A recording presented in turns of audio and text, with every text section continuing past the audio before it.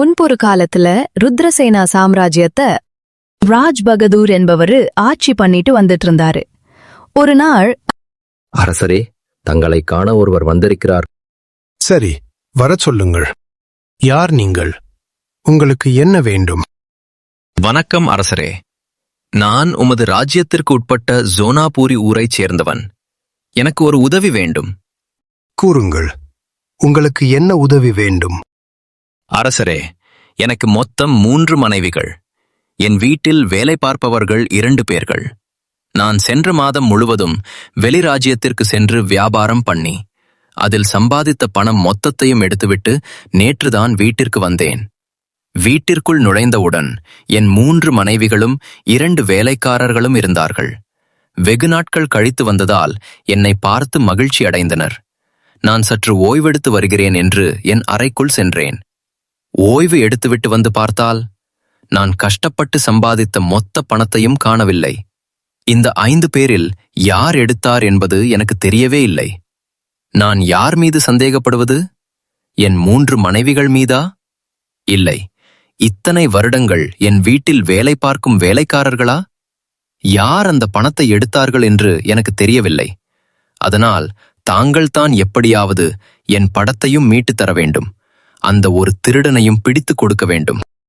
இதில் என்ன கண்டுபிடிக்க வேண்டியது இருக்கிறது?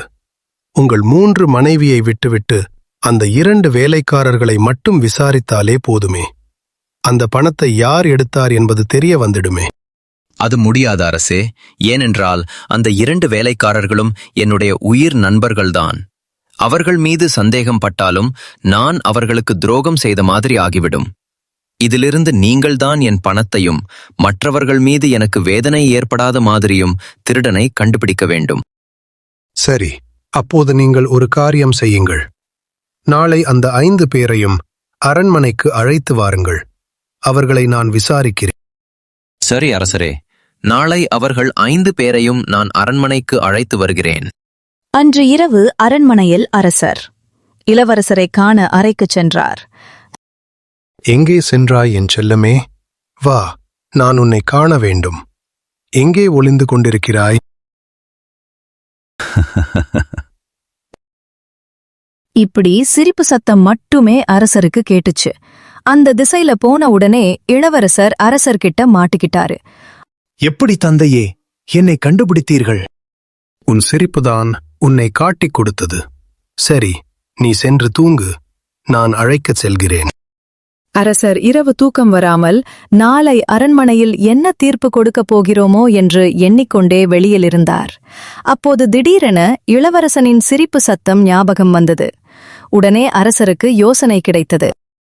அரசரே, இவர்கள்தான் நான் சொன்ன என் 3 மனைவிகளும் என் 2 நண்பர்களும். நீங்கள் விசாரணையே ஆரம்பிங்கள். அரசர் அவர்கள் 5 பேரையும் உற்று நோக்கி, நீங்கள் 5 பேரில் யாராவது ஒருவர் தான் அந்த பணத்தை எடுத்து இருக்க வேண்டும். அப்படி எடுத்து இருந்தால் நியாயமாக கேட்கிறேன், அவரிடம் கொடுத்து விடுங்கள். நானே கண்டுபிடித்தால் அவர்களுக்கு தண்டனை வழங்கப்படும். அரசர் இப்படி கூறியும் அந்த 5 பேரில் ஒருவரு கூட தான் எடுத்தேன் என முன்வரவில்லை. இதனால் அவருடைய யோசனை பயன்படுத்த ஆரம்பித்தார். காவலாளியே, அவரை வரச் சொல். இப்படி சொன்ன உடனே மேடைகளில் நகைச்சுவை கலைஞராக இருந்தவர் அரசவைக்கு வரார். நான் உனக்கு சொன்னதை நீ நிறைவேற்று. அந்த கலைஞர் பேச ஆரம்பிச்ச உடனே அரசபையே சிரிக்க ஆரம்பிச்சிட்டாங்க. இந்த 5 பேர்ல 4 பேரு சிரிச்சாங்க. ஒரே ஒரு வால் மட்டும் சிரிக்க முடியாம சிரிச்சிட்டு இருந்தாரு. அத அரசர் கண்டுபிடிச்சிட்டாரு. நீதான் அந்த பணத்தை எடுத்திருக்கிறார். மரியாதையாக அவரிடம் கொடுத்துவிடு. நான் எடுக்கவில்லை அரசே. நீ சொல்வது பொய். நீதான் திருடன், எனது நன்றாகத் தெரியும். நீ சொல்வது பொய். நீதான் திருடன், எனது நன்றாகத் தெரியும். அரசரே, அவர்தான் எடுத்தார் என்று நீங்கள் எப்படி உறுதியாக சொல்கிறீர்கள்? ஆமாம், எனக்கு நன்றாக தெரியும். இந்த கலைஞர் பேச ஆரம்பிச்ச உடனே இந்த அரசவையே சிரிச்சாங்க. ஆனால் இவன் மட்டும் சிரிக்க முடியாமல் எங்கே மாட்டிக்கொண்டு விடுவோமோ என்ற பயத்தில் பொய்யாக சிரித்தான். அந்த பொய்யான சிரிப்பே அவனை காட்டிக் கொடுத்து விட்டது. உண்மையைச் சொல், நீதான் திருடன். அரசரே, என்னை மன்னியுங்கள். நான் தான் அவரை பணத்தை திருடினேன். என் குடும்பம் மிகவும் கஷ்டத்தில் இருந்தது. அதனால்தான் அந்த பணம் எனக்கு தேவைப்பட்டது. அதனால்தான் தான் திருடிவிட்டேன். என்னை மன்னித்தருளும். நண்பரே, என்னை மன்னியுங்கள்.